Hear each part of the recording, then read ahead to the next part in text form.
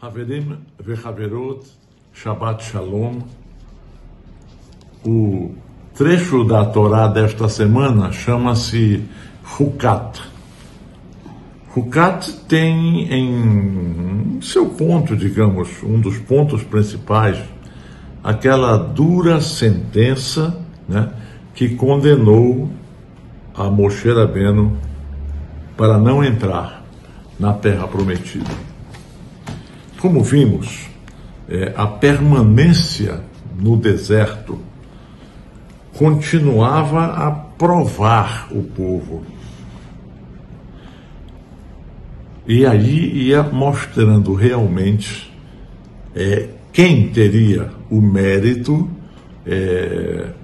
de ser merecedor, né, daquela promessa divina que foi feita aos patriarcas Abraham, Isaac e Jacob para entrarem em Eretz Israel.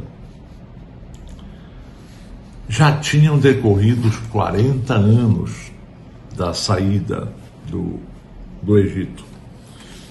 E várias coisas ainda vão acontecer. Bamidbar, né? Bamidbar, o livro Bamidbar, várias coisas que já aconteceram, já vimos nas passadas, ainda vão acontecer. Hukat inicia com um mandamento chamado da Pará Adumá. Pará Adumá é a vaca vermelha, é uma Huká, é uma lei de difícil entendimento. São leis assim que temos, leis que a gente consegue entender, leis que a gente não consegue entender tudo. Para exemplificar, assim, ficar mais fácil, existem as Edot.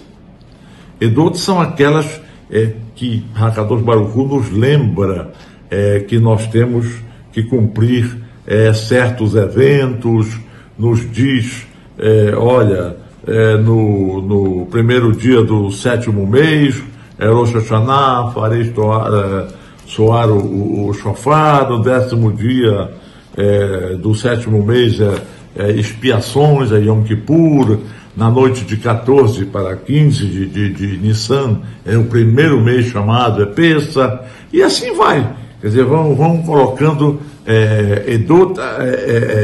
aquelas lembranças que estão na Torá para a gente. Temos outras leis, chamadas Mishpatim, leis onde existe um entendimento, assim, existe um entendimento mais integral das aplicações dessas leis. Estão colocadas todas na Torá. Mas tem as Hukot, que é o plural de Huká. São aqueles mandamentos em que não nos é dado assim um pleno entendimento.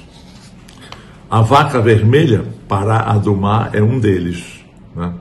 Tem outras Hukot que fica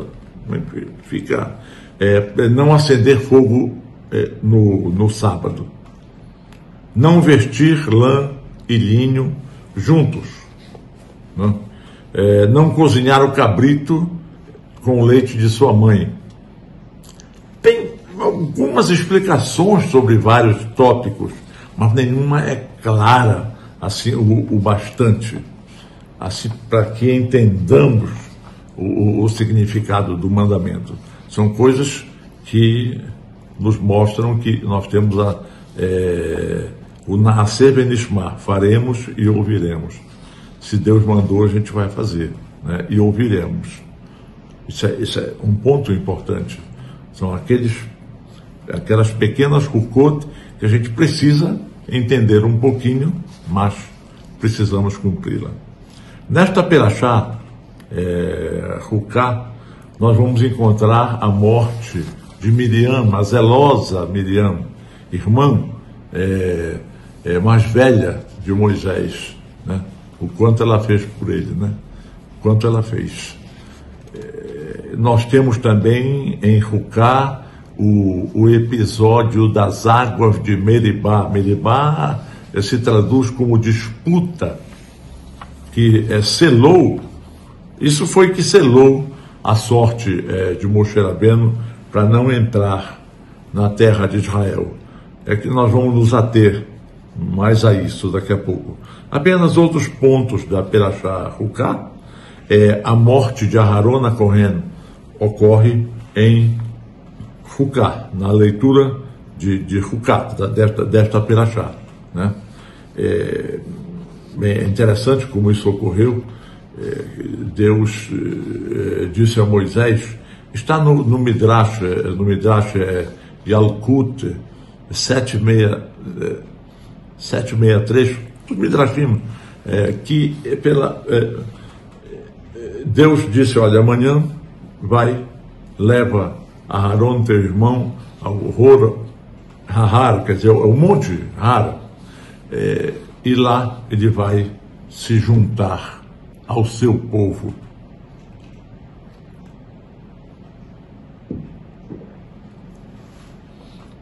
Leva junto Elazar, que era o filho mais velho de Aharon, e as vestes sacerdotais serão passadas para ele. Então, pela manhã, ainda era cedo, Moisés chegou até onde estava Aharon. Aharon estranhou, puxa, você veio cedo hoje, né? E aí Moisés estava tentando como dizer para o irmão, né, que essa era a hora da morte dele.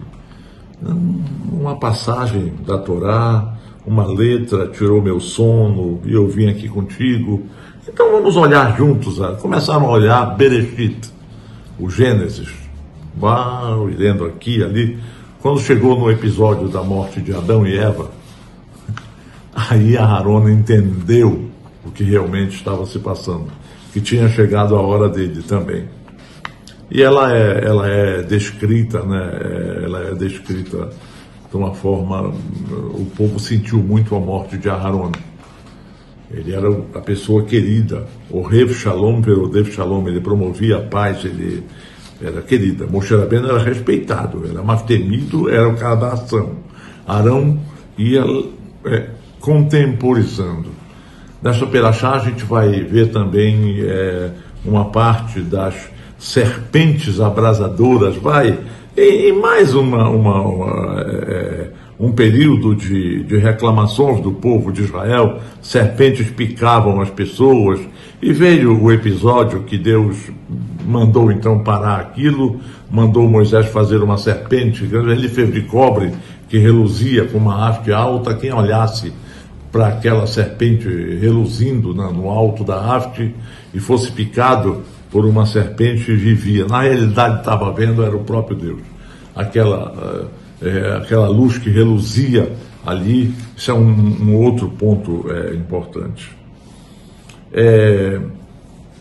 Vamos falar um pouquinho porque o pecado de Moshe Rabbeinu, aparentemente a natureza desse pecado, aparentemente pequena, mereceu essa dolorosa punição. Deus tinha dito, estava faltando água, para variar, no deserto, tudo aquilo. Olha, você vai fala para a rocha, para ela dar água. E aí, Moisés já estava zangado com o povo. Alguns dizem que até o fato da morte de Miriam o deixou mais nervoso ainda.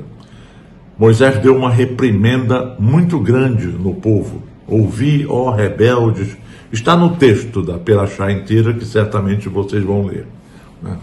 E se zanga, e em vez de falar à rocha, como Deus tinha mandado, ele bateu na rocha. Pegou a vara dele, o cajado de Moshe Rabbeinu, bateu na rocha. Não veio água nenhuma. Ele bateu pela segunda vez. Aí veio bastante água, tudo, tal. Os Chachamim dizem que às vezes, dependendo do grau ocupado assim por um dirigente, pequenas falhas, para nós aparentes, né, às vezes trazem um resultado muito ruim, muito mal aos seus seguidores.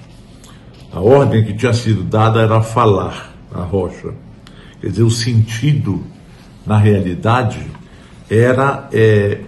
Deus estava moldando, todos sabem, temos falado isso o tempo todo, estava moldando o povo para o valor da palavra. A palavra, né? Que no fundo é a educação. Através da palavra nós conseguimos fazer isso, né? E não como poderia parecer que Moisés era um mágico, sua vara era mágica, e isso não é assim, né? Nós precisamos articular uma linguagem, quer dizer, o homem não só ele pensa, ele pode transmitir aquilo que está pensando, né? E através da palavra pela palavra, que é a arte que permite essa comunicação e a execução do próprio pensamento da pessoa.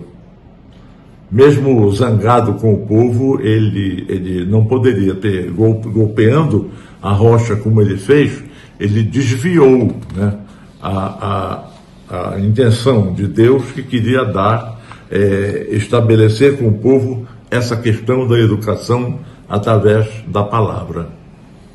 Arão aí acabou sendo um cúmplice passivo, porque ele ouviu, junto com Moisés, que a ordem era falar a rocha. Ele viu Moisés bater uma vez e acabou não dizendo nada, né? Aí Moisés bateu a segunda vez, então ele já ficou aí também pelo caminho. Então as coisas dentro do judaísmo é pela educação. Não pode ser caminho da força, o caminho do medo, né? A palavra é importante porque é uma orientação, né, por meio de ensinamento.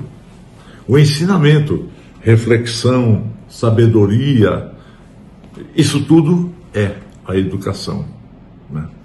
Então é assim que a gente vê uma parte, essa história da Perashá Hukat, um grande ensinamento.